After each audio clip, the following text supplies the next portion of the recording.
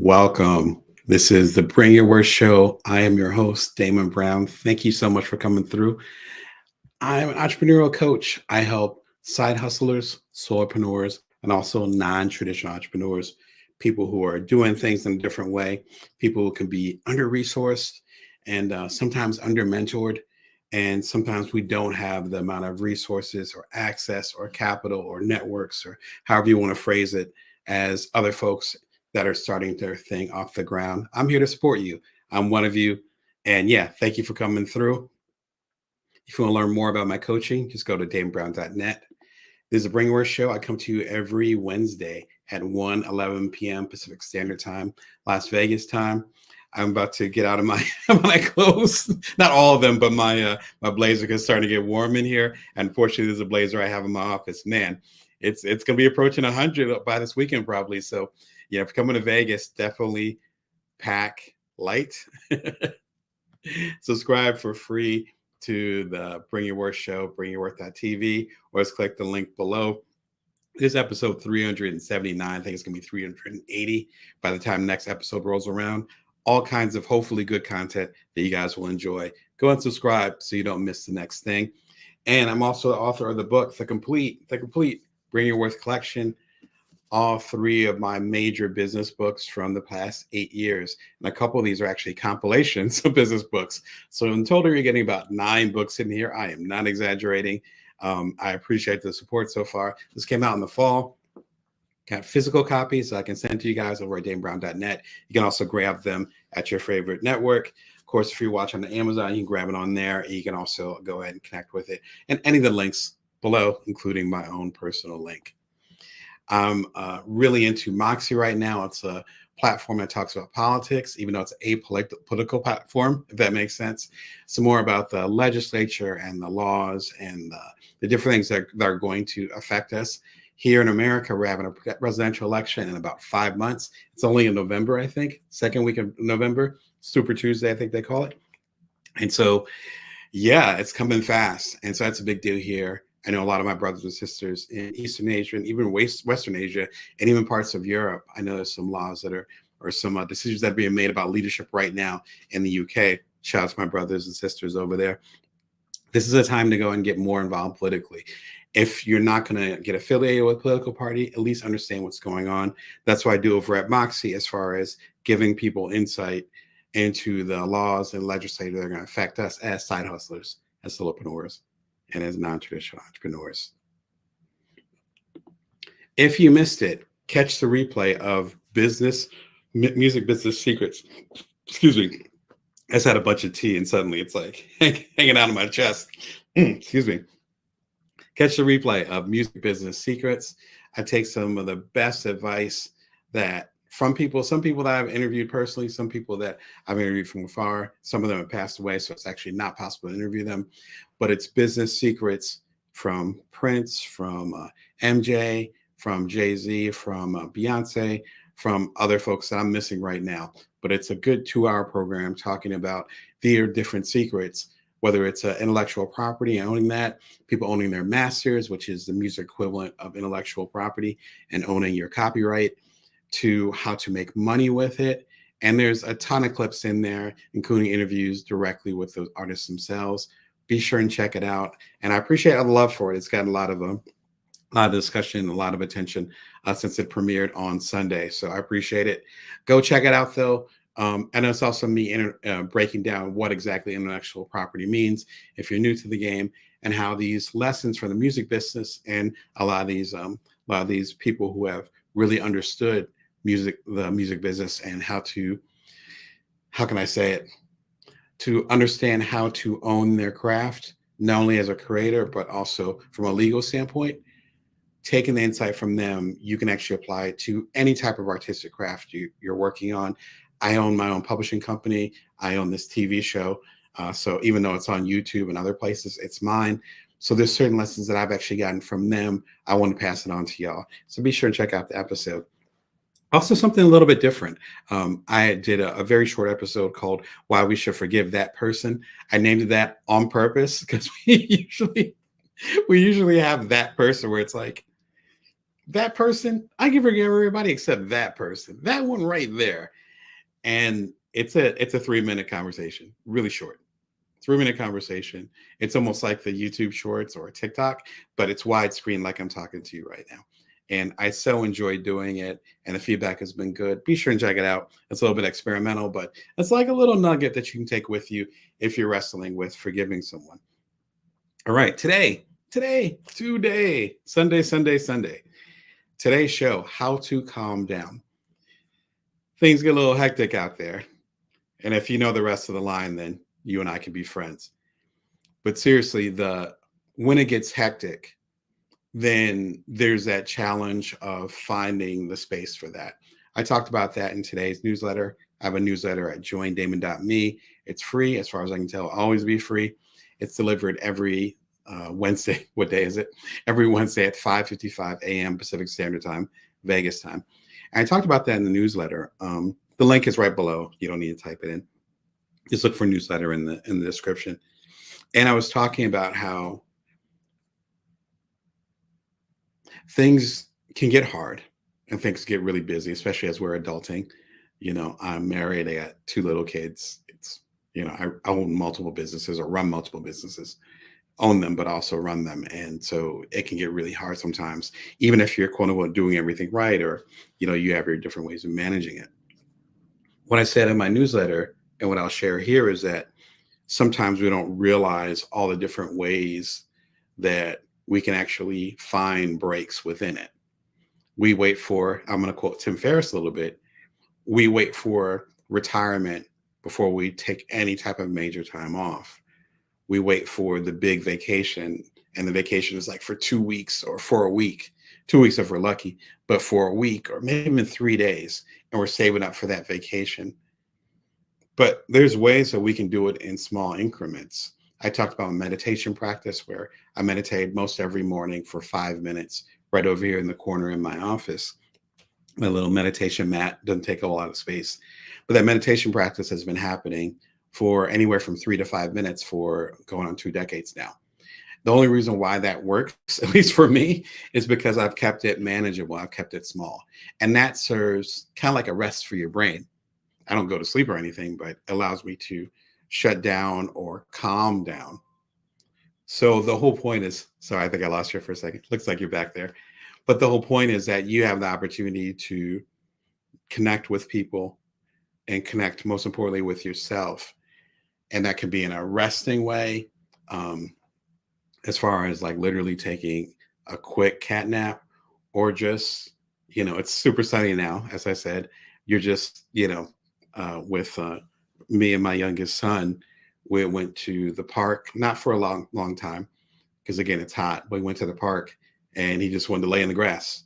So he's laid in the grass, and then we looked at the clouds and saw the different shapes of clouds, and we're making up funny stories and seeing what was up there. And we did that for about 5 minutes, and then we did something else. That was 5 minutes, just 5 minutes of his life and my life. That was beautiful. It was a great moment because it's been really hectic for all of us, because they're wrapping up school and stuff. So it's a lot going on. But we were able to do that in that increment.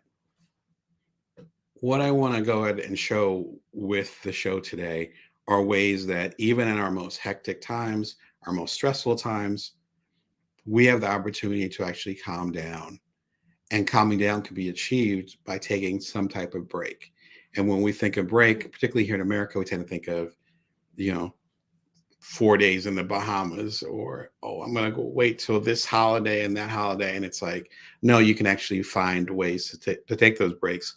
And it's a matter of you not waiting till your energy is to 0 or your stress levels to 100, but actually finding incremental ways to do it. Kind of like not waiting for your phone battery to get to 1%, which just talking about that stresses me out. Speaking of stress, and then go in and say, oh, maybe I should plug it in now. No, actually, you can plug it in a little bit earlier, right? So it's a matter of managing that. That's what we're going to talk about today. I have some really good book recommendations, including some from folks that I know. Also have some good video recommendations, some from folks that I don't know. So it's not just recommendations from the Bringworth catalog, again, almost 400 episodes, but also from other catalogs. So I really want to give y'all as much game and insight as possible. So let's stop messing around. Number one question, Damon, why can't I slow down? Why can't I slow down? I just keep moving. I keep going. I don't feel good when I stop. Why can't I slow down? And I've been a business coach for several years now, coach hundreds of folks. And so we talk a lot about that because a lot of people that I coach are ambitious. I'm ambitious as well. And ambition can be a double edged sword because, on one hand, it allows you to do these big, often grandiose things that are beyond what other people have done, which is fantastic. The challenging part of that is if you don't know where that ambition is coming from or why you're driven that much, then it can get murky because what if you're not able to achieve? What if your body, your mind, your soul actually needs a break? Do you feel like you deserve a break? Right? Keep on quoting commercials. You deserve a break today. But do you feel like you deserve a break? And so it becomes really quickly becomes more psychological, not like, oh, I'm a person who doesn't need to rest. Everyone needs to rest. That's let's cut that out. No, nope. As I was talking to someone else earlier this week, that hustle culture is out the window. We're over that. And if anything lasts 4 to 5 years, we're realizing that hustle culture is just going to drive us to the ground. So even again, as an ambitious person with me, I own like 3 businesses. I'm still like, yo, like I took a nap earlier today. I'm not even going to lie because I was exhausted. So I had a bunch of work I need to get done. Got my kids to school, did my work, had a little bit of breakfast, and then I did my work. And literally, as soon as I got my work out the door, I laid down for 45 minutes. I couldn't do it. I was like, I gotta stop. And I felt like the energy I have now, I would not have had.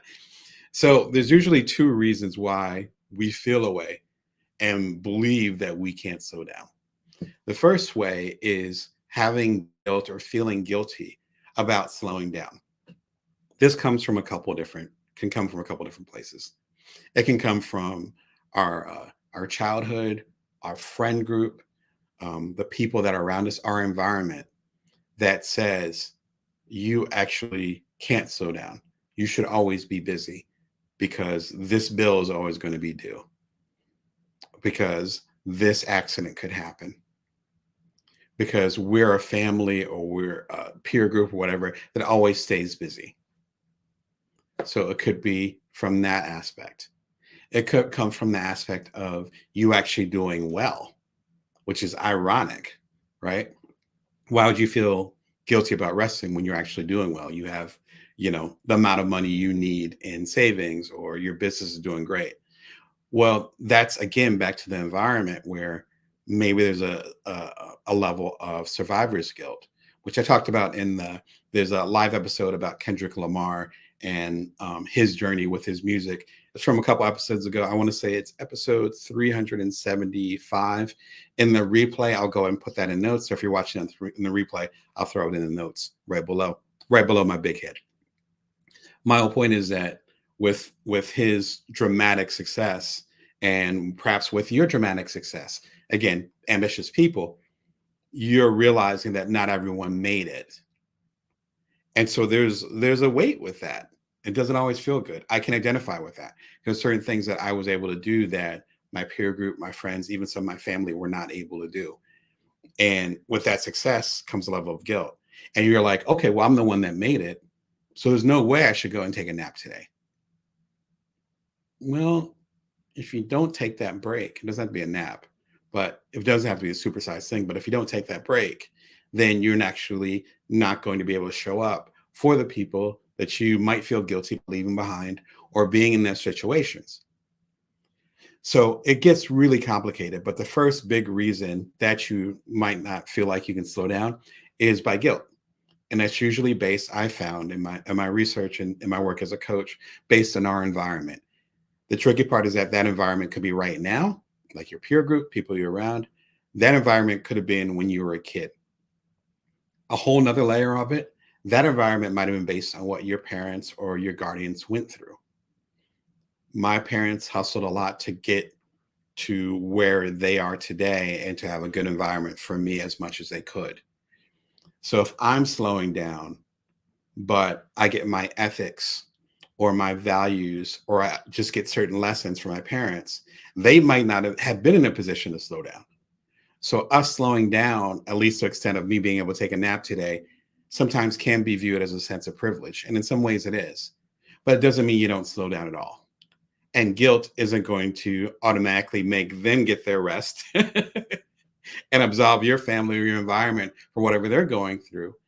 And frankly, that's not going to help you at all because you won't be able to support anybody, not everybody, but anybody, if you're over there not doing your thing and not getting the rest that you need.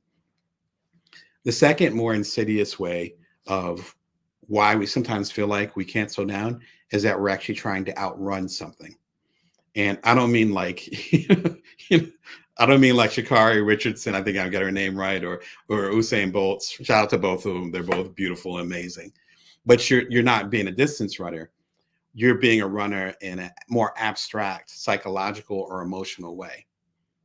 There might have been something traumatic that happened. It might have been something challenging that happened. It might have been a heartbreak or something that you're like, I'm not gonna no, I'm not gonna deal with that. Again, a couple episodes ago, we talked about your shadow and dealing with it. And I have a longer episode that talks about it that came out a few Sundays ago. Again, I'll throw that in the links below. But if we're not dealing with our shadow, if we're not dealing with the stuff that we're have usually feelings, big feelings, and we don't want to deal with it, one of the best or easiest exits, the most common exits, I should say, to not deal with it is to overwork ourselves, because then it forces us to put our focus on something else. I think it was Carl Jung, it might have been someone else of that era, said that if we don't want to deal with things, then we're going to focus on something else. And if there's nothing else to focus on, we're going to create that thing to focus on. So when we talk about there being drama, or I have to deal with this, or I have to deal with that, sometimes those things are based on our own creation. Again, it gets really deep psychologically really quickly. And that's why I wanted to have this episode, because I wanted to give as many tools, have this conversation, jump into the chat if you have any questions or comments or thoughts about some of the things I'm talking about.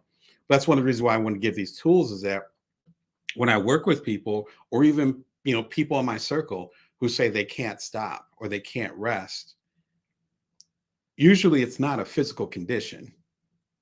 Usually it's a mental or an emotional one. And again, it can get really deep really quickly. The best way to deal with it is actually figure out why you feel like you can't stop. Because as I talked about in my newsletter today, again at joindamon.me, you have the opportunity to stop a lot of times. Whether it's if you have a lot of places nearby, like I do, walking to the grocery store instead of, if you're getting light groceries, walk to the grocery store instead of taking your car.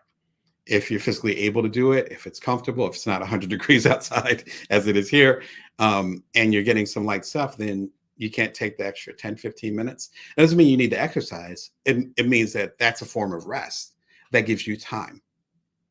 And time, as they say, heals most, if not all, wounds.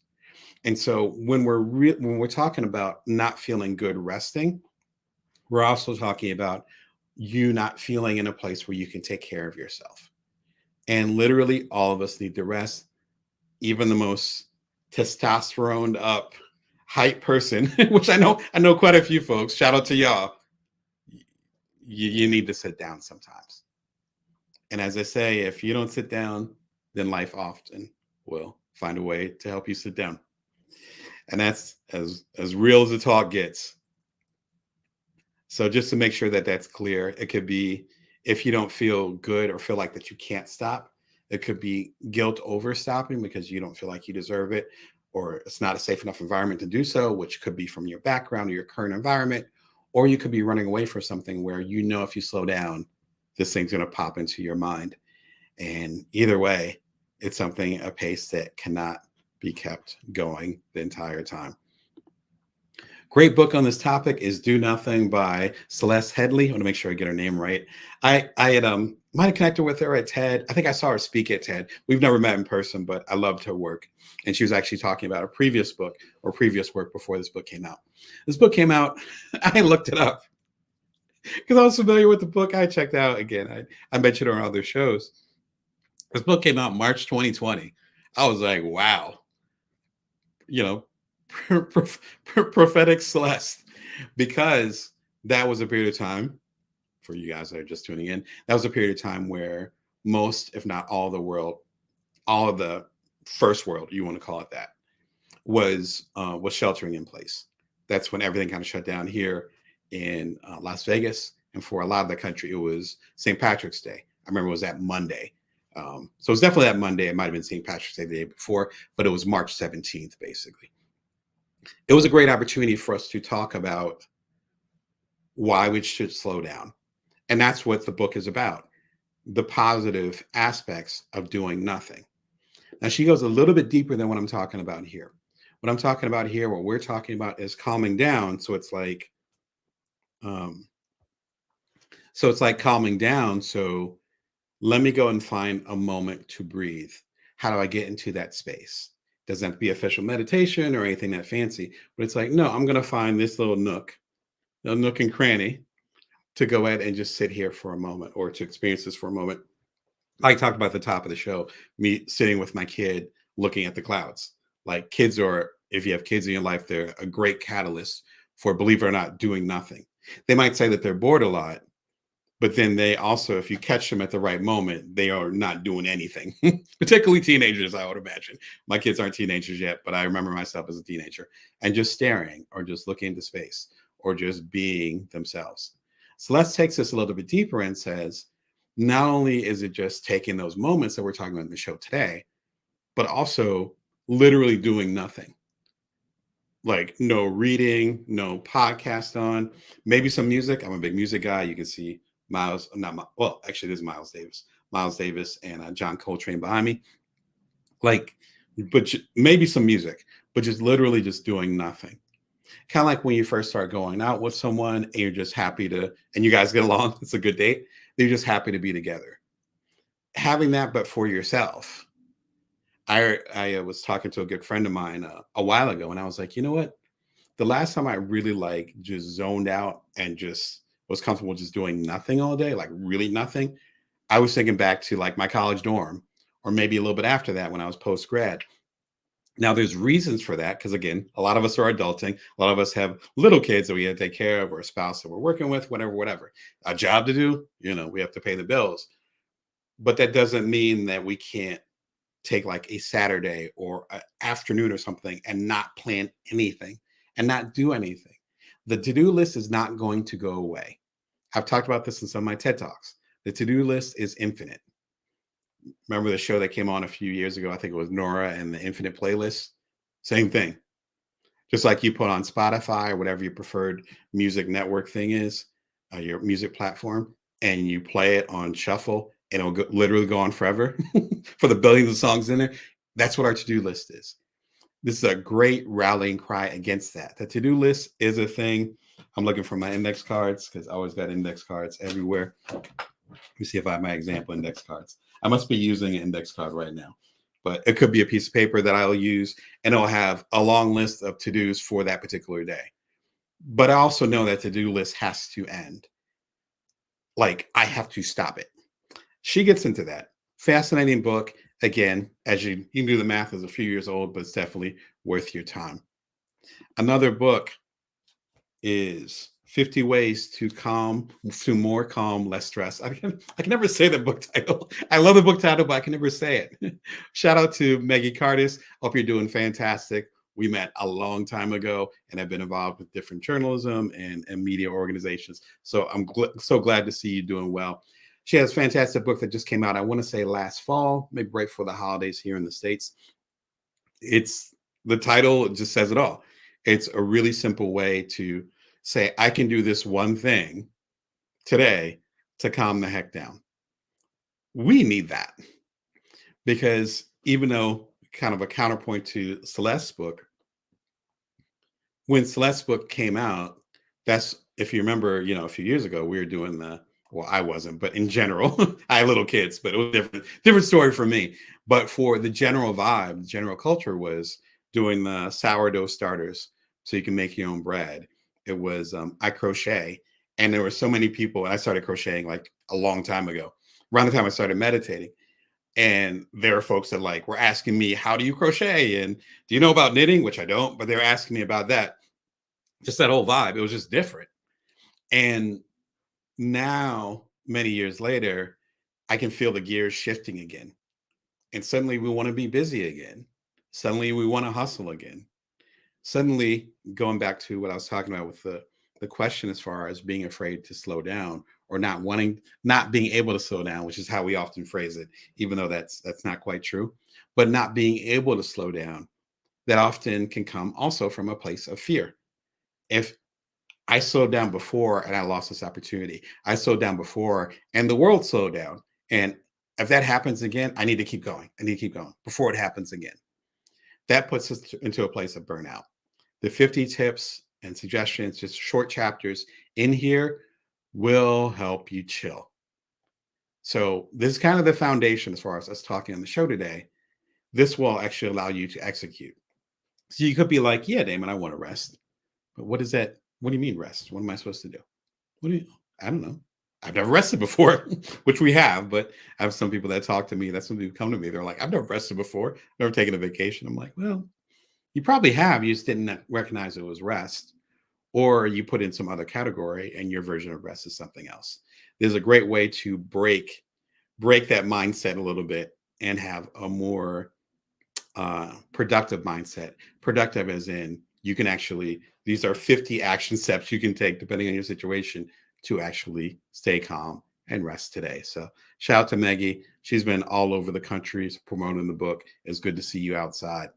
If you have any questions or if you have any feedback, like, do you feel like you can't take a rest? Do you have particular reasons for it? There might be reasons I'm totally ignorant to. Feel free to throw them in the chat, or feel like you're struggling trying to find ways to slow down. Say something in the chat, and yeah, let us know how we can support. Next question: how can I be productive while I'm resting? Ooh, this is a fascinating question. How can I be productive when I'm resting?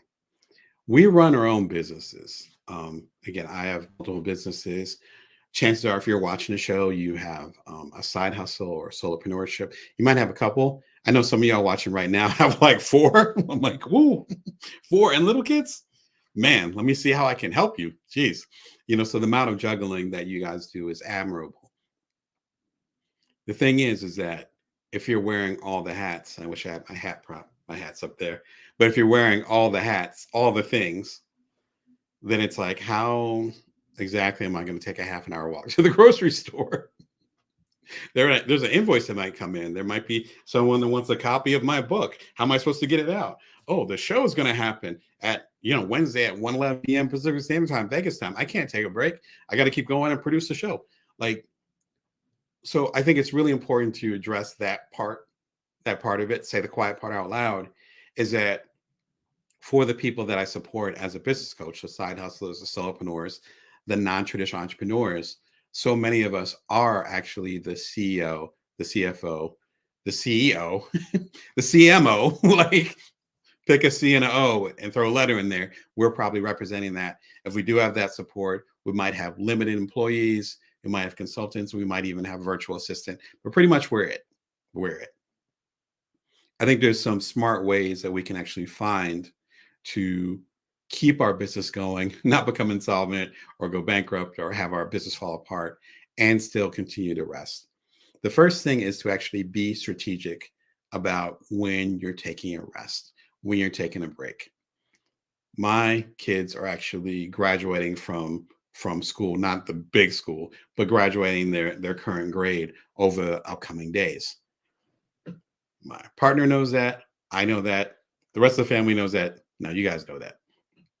So everything going back to like January, February, I'm not exaggerating, has been designed so that they're going to be at home for this period of time. They're going to be at summer camp for this period of time. This relative is going to be visiting at this period of time. They're going to be visiting this relative. Like all that is mapped out. So I already know from a personal standpoint, those pockets when I'll be able to get a little bit of a break, even with the kids at home, even with my partner away or here, even with relatives in town, or them being like, I already got it designed. So there's certain things that I'm actually starting to to go deeper into actually this week as far as how I'm going to design this program during the summer, because I'm not going to be around every single Wednesday. If you think about it, you got little kids, it's summertime, you're not always going to be around. You don't always want to be around, to be frank. And so if you're more strategic about it, then you have to be able to plan for it. It's not as complex as, say, planning a vacation where you're gone for a week. I'm not saying that. I mean, literally just saying, I'll give my example. All right, I have a show every Wednesday at 1:11 p.m. Pacific Standard Time. And I know that's a period of time where my kids are probably going to want a snack because we had lunch earlier, and they're probably going to want to be outside. But it's really hot here in Las Vegas. So maybe we go somewhere like a water park, or, go to the neighbor who has a pool, whatever, whatever. Okay, so then maybe this week I'll have a rerun, or I won't do a show, or I'll do a bonus show the following week to make up for it. Like, I'm already thinking on those levels, as you should be.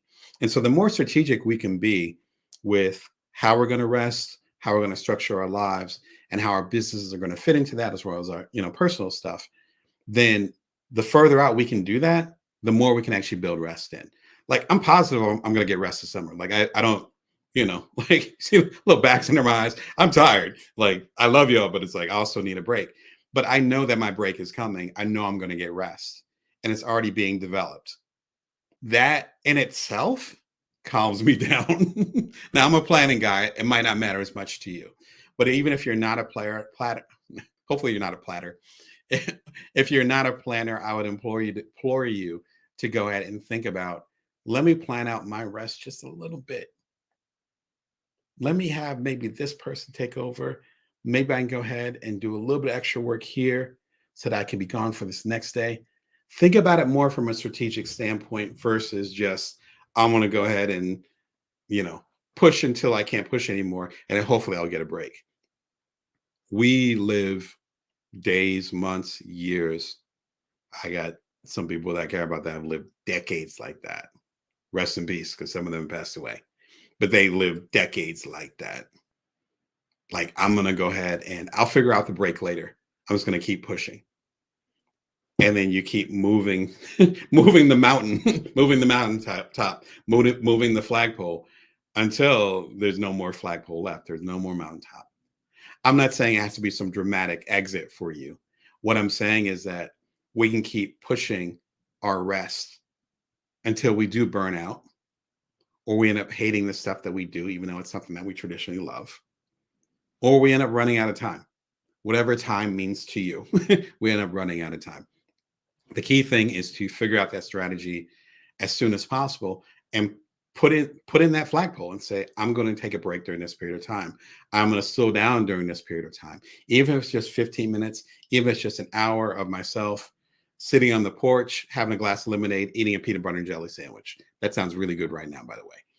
Even if it's just that, you say, I'm going to do that this day. I'm going to take a little lunch break from my job. I'm going to come out of the office. I'm going to sit, on the sidewalk, and I'm just going to reflect for 5 minutes. There's ways that we can put that into there and build it in, but it requires a little bit of strategy. Going back to the previous question, it requires a little bit of strategy, and for us to recognize the ways that we can actually rest within the context of our lives right now. The better thing too, not just doing the strategy, but also with being productive while we're resting, is that we actually scientifically proven that we actually are more productive after we rest. Again, I took a nap earlier today. I know I would not be functioning. Believe it or not, this is me high level functioning. But if I would not be functioning at this level without, without that nap, without that break. Again, things have been super busy over here on all fronts, personal, professional, everything, all the things. Nothing I can complain about, but it's been busy. So my body and my mind and my soul's like, no, you need to sit down, damn it. Like, literally, I heard my mind say that. It's like, yeah, after you send out this project, go sit down. Go sit down. Go sit down. Us being able to listen to that voice, I think, is important, not only from a health standpoint and on all the reasons I talk about, but also because we're actually able to be more productive. And so if we really care if we really care about our business, how we're showing up for our customers, how we're serving people, how we're making money, nothing wrong with making money. We can add that in there. How we're feeling about it, and we're saying we want to be our best selves, then grinding it out is not going to give you your best self. It's going to get you eventually a hollow shell of yourself.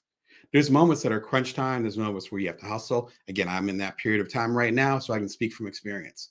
My whole point is that if you keep pushing things, just like a car, eventually it's going to break. And then you won't be showing up for anybody, including yourself. And so the question is, if you're really about that life, showing up the best, doing 110% on all those things, you can't do 110% if you never take a break. You literally can't. Again, I've done the research. I've read the books that have done the research. I've interviewed people that have done the research. I've done books on the research. That's why my first bestseller was called The Bite-Sized Entrepreneur. Like, we need to find a way to pace ourselves. Otherwise, we're not going to make it. One of the things that I love talking to my coaching clients about and asking them is, whatever you're doing right now, is it sustainable for the next year? I usually say 5 years. Let's just say the next year. So if you're getting 3 hours sleep, that means you're doing 21-hour work days or whatever crazy stuff you might be doing. And you're doing that every day, and you're not eating right, you're not getting fresh air outside, you're not spending time with people that you care about, not building relationships. How's that going to look 365 days from now? Probably not that good. No judgment if those are things that you are struggling with. My point is that you can course correct in minor ways. And if you really say, my business is my life, I care about my business, all I do is dream about my business. I've been in those situations. If you're going to keep showing up for your business over time, again, I'm not a kid. And so my businesses that I run right now have been around for, in some cases, decades.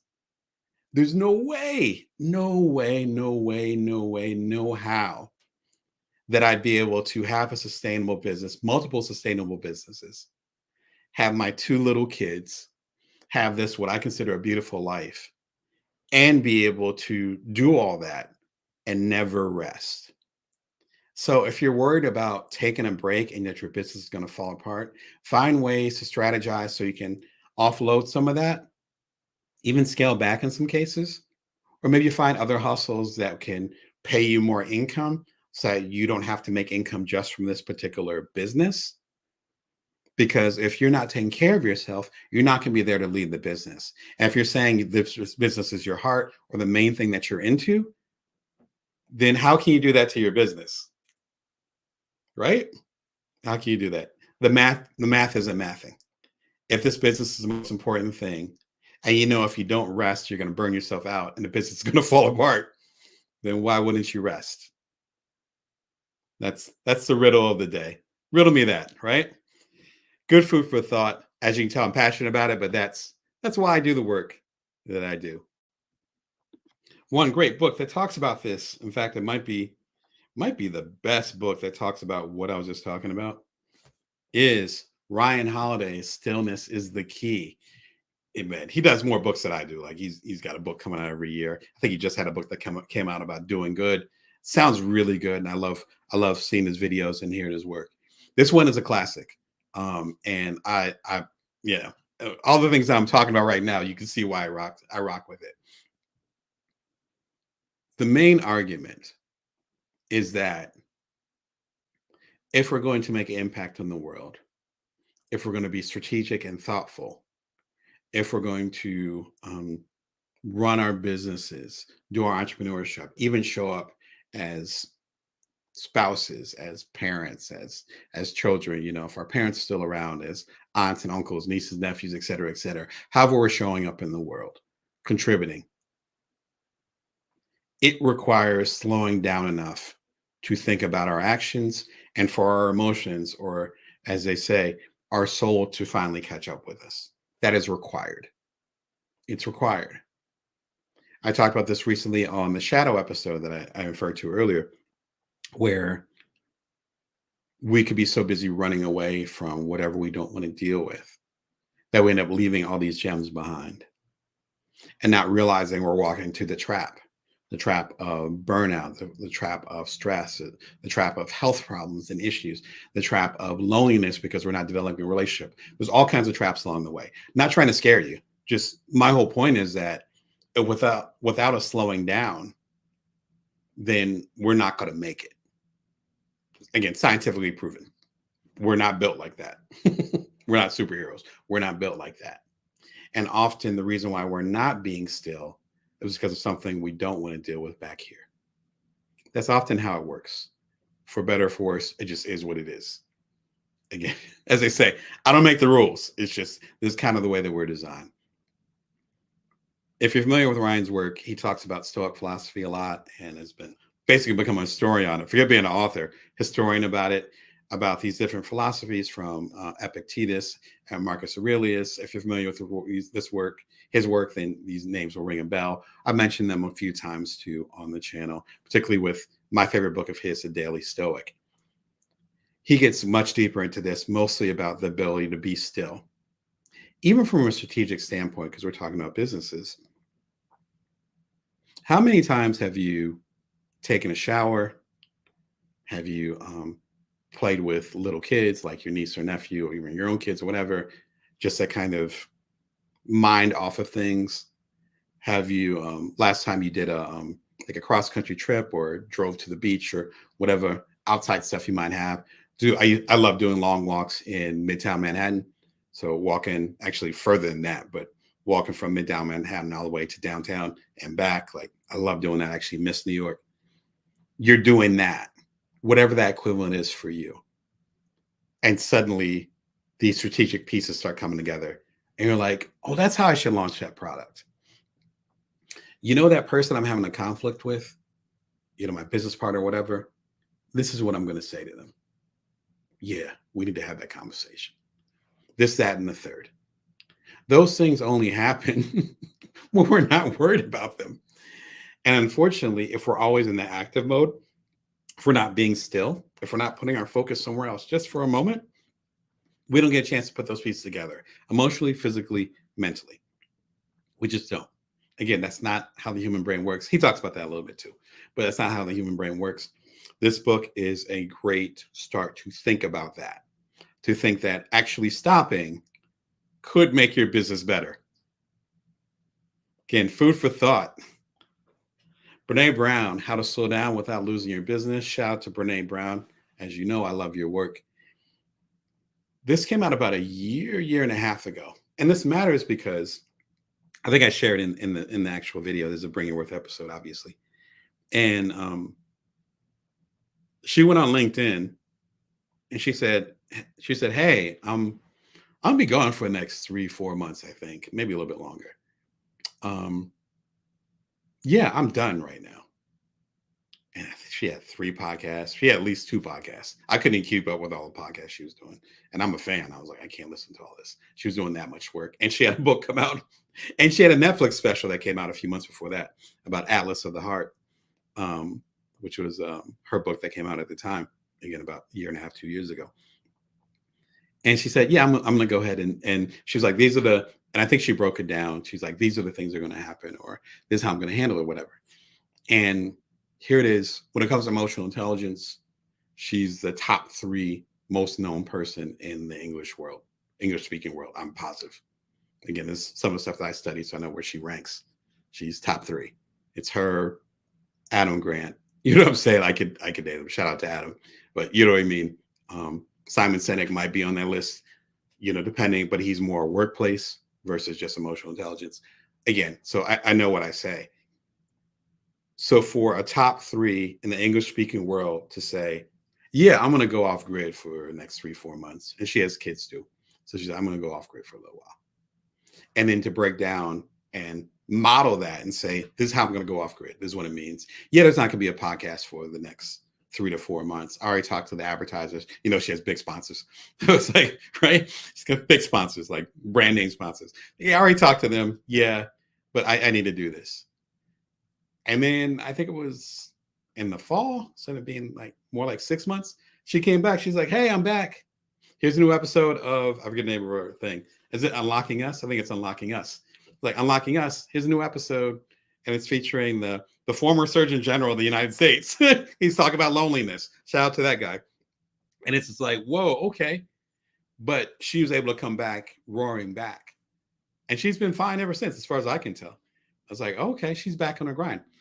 Not in a bad way. Back on her grind, as we say nowadays. And it's like, oh, she's modeling that. So for someone who talks about burnout and emotional intelligence, she's actually modeling behavior. That's why I had to do an episode about it. Again, it was probably about a year and a half ago. Be sure and check it out. It's only 20 minutes long, not that long, but I break down her philosophy, why it matters, and go a little bit deeper into some of the stuff that we're talking about today. All right, so we are talking about how to calm down. How are we going to calm down? How are we supposed to do that? And it doesn't mean that we have to stop completely. It just means finding spaces, or I'll call them breaks, or as I said in our newsletter this morning, the pause, capital T, capital P. Finding a place for the pause within what we're doing. And if you have a hectic life like me and so forth, it can be hard, but there's ways to do it. I'm an entrepreneurial business coach, helping side hustlers, solopreneurs, otherwise non-traditional entrepreneurs. You can watch the show every Wednesday at 1:11 p.m. Pacific Standard Time, Vegas time. Get through my mouth today. You subscribe for free. We're almost at episode 400. Man, I love celebrating with y'all. We're about to hit 400. Thank you for riding with me. You want to subscribe for free and check out the previous 378 episodes. Be my guest. It's all available for you. All right, the last question. If you have more questions, feel free to throw them into the chat. Last question. How can I carve space? You're like, yes, Damon, I get it. I felt like I couldn't rest, but now I'm realizing I can. And I was worried about my business falling apart, but I'm realizing that it'll be fine. My ultimate question is, how can I actually carve space? And this is an important one, because we could have the knowledge and saying, yeah, I definitely need to rest. And I think there's ways I can do it with my business, but how do I actually make space?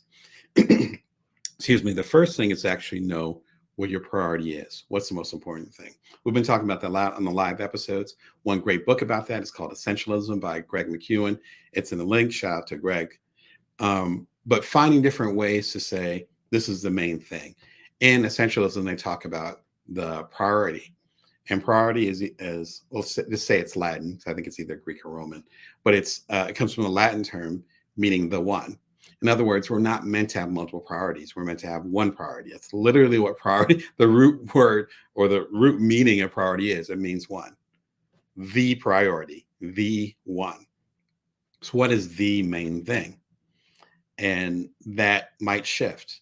As I've talked about recently, when my kids were a lot younger, as in babies and toddlers, and before they went to preschool and school, kindergarten and all that, they were my priority. So my best-selling books, and even before I had the TV show here, but the speaking engagements, even some of the TED stuff that I did was second tier. The first tier is, let me make sure my babies stay alive to turn age 5, which if you're a parent, you can probably relate to that. It's like, I just want them to make it.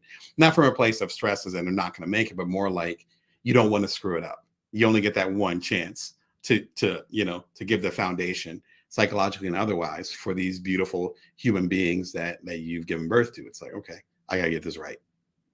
But then after our youngest started going to not preschool, but with kindergarten, their needs shifted. They weren't in diapers anymore. And then my needs shifted, where I was like, oh, I can actually look at other things and I can start this show. The show started around the time that my son turned 5. That's not a coincidence. He just turned 8. This show is 3 years old. Zero coincidence there. Talking about with the previous question about strategies. That's a strategy. It's like, I can't do anything else. Oh, okay. They're going off to school. All right. Well, and they don't need me as much. I have a little bit of room to start a TV show. Start a TV show. Let's go. I connect with my coaching clients on a bigger level, and connect with some of y'all that will never be my coaching clients, because we might never connect in person, but at least I can support y'all on your particular journey and be part of this non-traditional entrepreneurial movement. That's what I mean by priority, knowing what that one thing is, and then trying to build everything around it. The second thing is saying no. And my partner always teases me about it. My family teases me about it, where I'm one of those people where I don't have a problem saying no. And I had so many stories, the amount of volunteering I've been asked to do, or to do this or that. And Luckily, I know what my priority is. So it's like, it doesn't fit in that priority. Okay, well, then that's a no from me. And there's ways that you can kindly say no. I think I have a video about it in some of the earlier Bring Your Worth episodes. You can go and look it up at bringyourworth.tv, of course, about saying no. But there's kind ways to do it. That's one of the reasons why I feel comfortable with it, because it's not from a place of malice as in I'm not going to help you, or I'm not going to help your organization. It's more like, no, actually, if I work with you, then number one, I'll be spreading myself too thin, and I'm not going to be showing up for you or the folks I already made a commitment to. And number two, as I implied, I already made a commitment to these folks. So how would it feel if I made a commitment to you and I made a commitment to someone else and I suddenly didn't show up for you in the way that I promised? And so when you put in those kinds of terms, not as intense, but in those terms, it makes it a lot easier to say no to things. These things you say no to, you might really want to do them, or you might want to really be there for someone else or some organization or whatever. You might want to really work with this client. Maybe the timing isn't there. And if you think about it like this, if you don't carve out the time to rest, if you don't find a way to take a break, then again, the whole machine's going to shut down.